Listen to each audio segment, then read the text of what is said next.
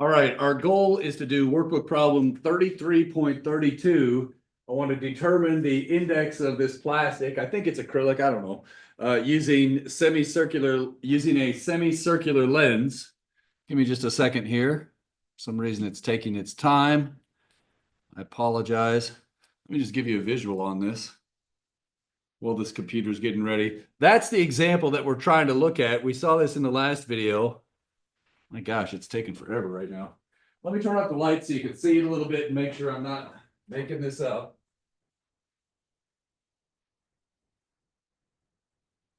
All right. And so hopefully you can see very faintly, there's a light ray that comes in, there's this reflected ray. We're going to ignore that, and we're going to be concerned with this refracted ray. Now, the workbook problem rotates this entire problem vertically just so it fits on the page better. It just takes up less space in a book. And so, but we can get some angles here. Notice that this is 90, this is 60. So there's 30 degrees between here. Notice there's 60 degrees between here. Whoa. Sorry, not, let me draw the normal to the surface here. There's the normal to the surface right there. And so we could see that there's 60 degrees from 30 down here to 90. The angle of incidence is about 60 degrees. Okay, and this is probably running. Let me pause this. And let me get the lights back on. We'll go up to the main screen. Ah, where'd my remote go? Get back up to our main board. Lights. Okay. So that's the scenario that we were talking about. So part A of this problem, let's just take it in chunks. Where'd my black marker go? Get the normal to the surface. Okay. This is perpendicular to the surface. That's part A.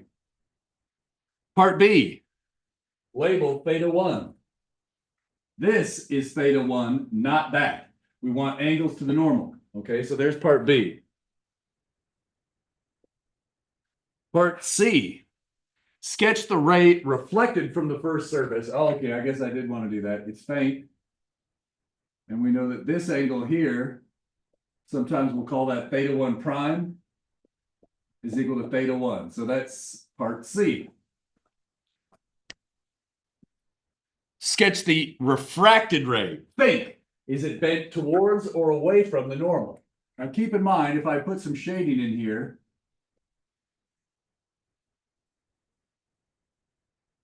let's assume this is acrylic, I don't know. Some kind of plastic or acrylic, okay? But this over here was air.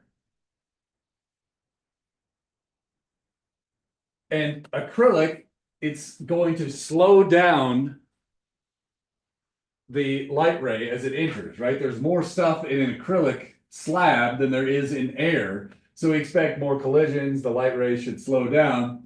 So in this case, N2 is the acrylic, expect N2 greater than N1.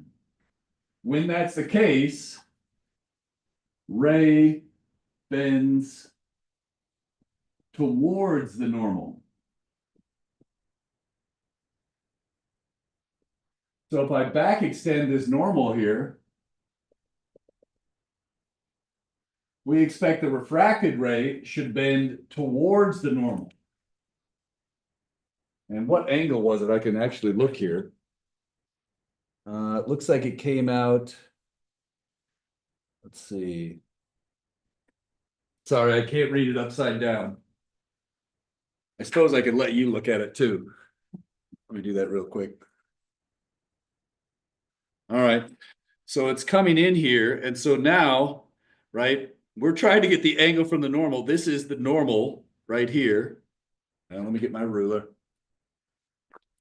Remember, the normal to the surface here, I apologize for having to rotate things, is right about there. So the angle is about 35 degrees. So it's bent 35 degrees. Let's go back to the whiteboard here. 35 degrees. All right. So there's 35. Kind of looks like that.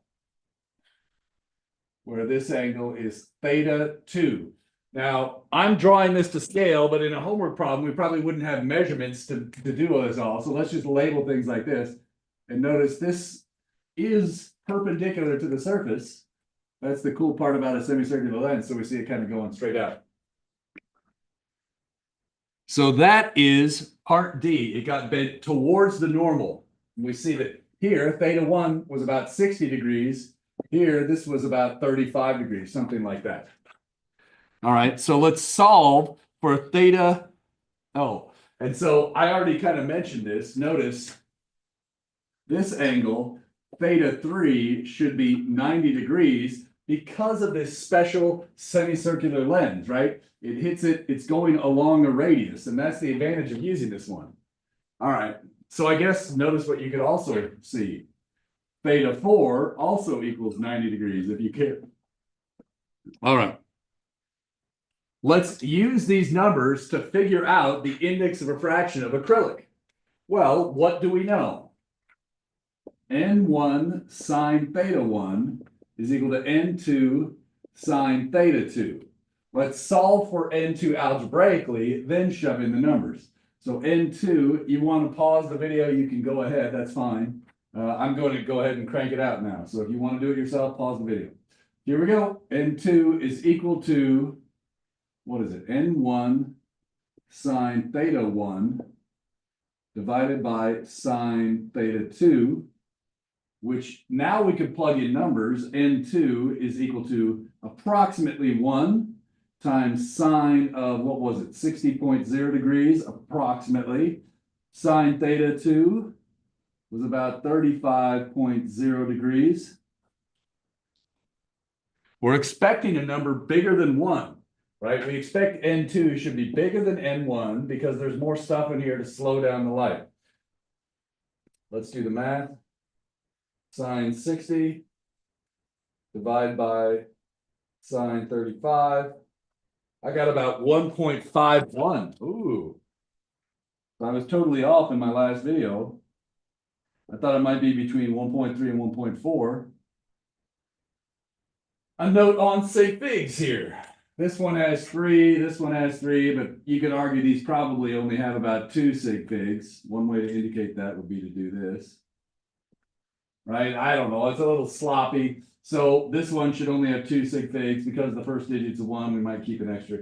So yeah, let's leave it at that. That's how you could calculate the index of refraction of the D-shaped lens, the semicircular lens.